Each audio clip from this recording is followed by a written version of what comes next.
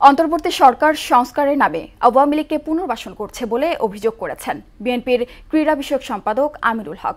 এখনো বিভিন্ন প্রতিষ্ঠানে আওয়ামী লীগের দোসররা বসে আছে উল্লেখ করে তিনি বলেন, তাদেরকে দ্রুত অপসারণ করে আইনের আওতায় আনতে হবে।